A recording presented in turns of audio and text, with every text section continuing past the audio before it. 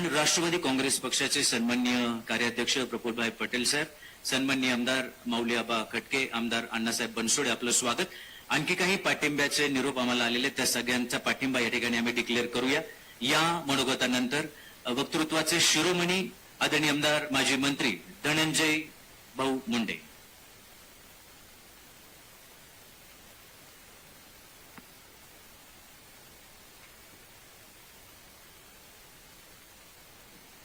सर्वप्रथम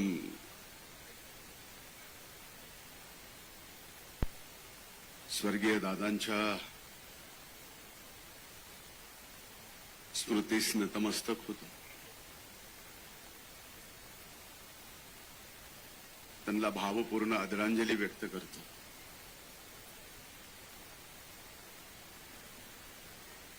आणि ज्यांनी दादांना घडवलं आणि या महाराष्ट्राला आणि देशाला दिलं, त्या इथं उपस्थित सर्व बारामतीकर बंधू भगिनींनाही मी विनम्र वंदन करतो.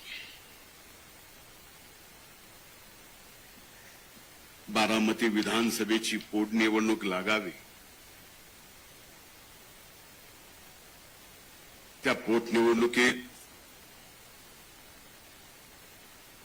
आदरणीय वहिनींनी महायुतीचे उमेदवार म्हणून उभं राहावं. अर्ज भरण्यासाठी दादा नसताना आम्ही सर्वांनी यावं आणि तुम्ही उघड्या डोळ्यांनी ते सगळं बघावं, असा विचार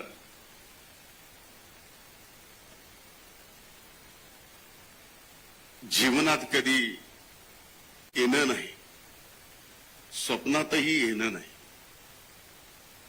जे घडायचं नव्हतं ते घडलंय, म्हणून आज ती वेळ आली आहे.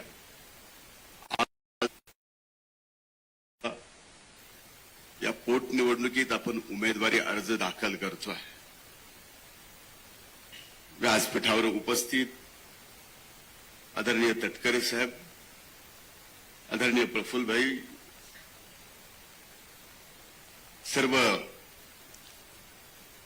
आदरणीय मंत्री, राष्ट्रवादी काँग्रेस मित्र पक्षाचे आणि ज्यांनी पाठिंबा दिला अशा सर्व संघटनेचे सन्माननीय नेते आणि इथं उपस्थित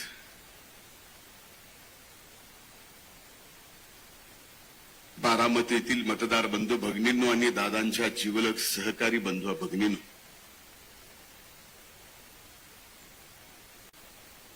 दादांच्या अकाली जाण्यानं या बारामतीच्या मातीचं नुकसान तर झालंच, न भरून येणारं नुकसान. पण ते फक्त बारामतीच्या मातीचं नाही तर महाराष्ट्राच्या मातीचं नुकसान एवढं भयंकर झालंय की ते सुद्धा भरून येणं नाही. आपल्यापैकी इथं प्रत्येकाचं, व्यासपीठावर असणाऱ्या प्रत्येकाचं आणि दादांचं एवढं नातं होतं की इथं उपस्थित असणारा आणि महाराष्ट्रात आज हे पाहणारा प्रत्येकाला वाटलं की आपला आधार आता पूर्णपणाने गेला. आणि खरंच दादांच्या जाण्याने इतके दिवस झाल्यानंतर सुद्धा क्षणाला दादांची जाणीव होणं, दादांची उणीव भासणं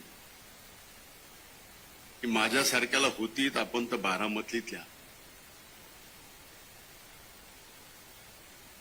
परिवारावर, वहिनींवर,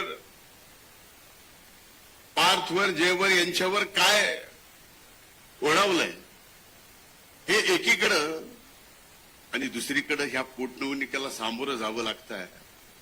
तर खऱ्या अर्थानं माझ्या अगोदर अनेक जणांनी म्हणले की ही निवडणूक सर्वच पक्षांनी आदरणीय वहिनी साहेबांना बिनविरोध निवडून द्यावं, आणि हीच खऱ्या अर्थानं या देशातील, या महाराष्ट्रातील प्रथा परंपरा आहे की अशा पद्धतीनं एका कर्तृत्वान नेत्याचं अकाली निधन झालं, त्या वेळेस सर्व पक्ष एकत्र येऊन त्या कुटुंबातल्या व्यक्तीला बिनविरोध निवडून दिलेलं अनेक उदाहरणं आहेत. मी खरं तर वहिनी साहेबांचे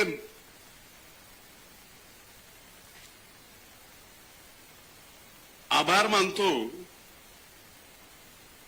की दादा गेल्यानंतर कसं तर सर्वाधिक दुःख ज्याला आहे त्यांनी दुःख आपलं बाजूला सारलं आणि हा पूर्ण राष्ट्रवादी काँग्रेस पक्षाचा परिवार माझ्या दुःखापेक्षा मोठा आहे. मला त्या परिवाराच्या दुःखात या परिवाराला बाहेर काढलं पाहिजे ही जबाबदारी आपल्यासाठी वहिनी साहेबांनी घेतलेली आहे. आता ती जबाबदारी खऱ्या अर्थानं आपल्यावर आहे. आपण दादांवर किती प्रेम केलं, किती प्रेम आहे, आपण शेवटच्या श्वासापर्यंत राहील. पण अशा कठीण प्रसंगामध्ये ज्यावेळेस आपलं दुःख सारून वहिनी साहेब आपल्यासाठी आपल्या पाठीमागं त्या दुःखात उभ्या राहतात, हे फार क्वचितच जमतं. आज वहिनी साहेब महाराष्ट्राच्या उपमुख्यमंत्री आहेत.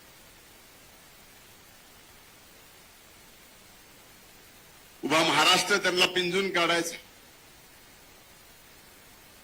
दादांची कमी भरून येणार नाही, पण दादांची उणीव भासू नये एवढं मात्र नक्कीच वहिनी साहेब आपल्या सर्वांसाठी करतील. हा माझ्यासारखा मला मुलासारखं सांभाळणाऱ्या वहिनी असतील, दादा असतील, हा माझा विश्वास. आम्ही कोण, आमची काय ओळख, कुठल्या परिस्थितीत दादांनी आम्हाला जवळ घेतलं, त्यावेळेस जनमानसामध्ये आमच्याबद्दल काय चालत. सर्वात तरुण वयाचा वरिष्ठ सभागृहाचा विरोधी पक्ष नेते पदाची माझ्यासारख्याला जबाबदारी द्यावी. अनेक मान्यवर वरिष्ठ नेते ते पद भूषविण्यामध्ये चांगले लायक असताना ती जबाबदारी दिली आणि आज महाराष्ट्राला माझ्यासारख्याची ओळख झाली. ती माझी ओळख नाही, ही आदरणीय स्वर्गीय अजितदादा पवार साहेबांची ओळख आहे. ही धनंजय मुंडेची ओळख नाही आहे. आणि आपल्यापैकी अनेक जण जे इथे आहेत ते दादांच्या प्रेमापोटी आले. आपल्याला सुद्धा कुठं ना कुठं जीवनातील कुठल्या ना कुठल्या वेळेवर दादांनी आपल्याला साथ दिली. दादा आपल्या पाठीमागं उभा आहे. आज ती साथ तेच पाठी राखे म्हणून आपल्या सर्वांना वहिनी साहेबांच्या पाठीमागे या निवडणुकीत उभं राहायचं. मला अनेक प्रसंग मला आठवतात, पण आज बोलणं ते उचित नाही. बारामतीमध्ये आल्यानंतर नाही तर महाराष्ट्रात कुठंही पक्षाचा असो पक्षाविरहित असो, दादा नाही तर दादांच्या फक्त स्वर्गीय दादा खाली लिहिलेल्या फोटोच्या समोर उभं राहून भाषण करावं लागतं. हेच फार मोठं दुःख माझ्यासारखं. आपल्याला या प्रत्येकाच्या भावना ह्या यातून बाहेर पडावं लागेल, हे खरं आहे. स्वतःला मन सांगतंय की यातून बाहेर पडून सगळ्यांची सेवा आपल्याला करायची, हीच दादांनी शिकवण दिली आहे.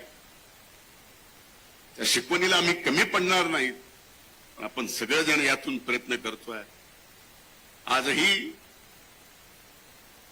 माझ्यासारखा एक कार्यकर्ता सर्व पक्षातील नेत्यांना या व्यासपीठावरून आज वहिनी साहेबांसाठी आपण सर्वांनी वहिनी साहेबांना बिनविरोध निवडून द्यावं ही कळकळीची आणि विनम्रतेची विनंती सर्वच पक्षाला या ठिकाणी करतो. अनेक मान्यवरांनी ती केली आहे आणि मला खात्री आहे की महाराष्ट्राची ती परंपरा अशा अतिप्रसंगातून निर्माण झालेली, त्यात या परंपरेला कधीही तेढ जाणार नाही. आणि आपल्या वहिनीसाहेब बिनविरोध येतील, मतदान करायची आपल्यावर वेळ येणार नाही. हीच प्रार्थना प्रभू वैद्यनाथाच्या चरणी या ठिकाणी करतो. पुन्हा एकदा दादांच्या चरणी नतमस्तक होतो. खूप खूप धन्यवाद. जय हिंद, जय महाराष्ट्र, जय राष्ट्र.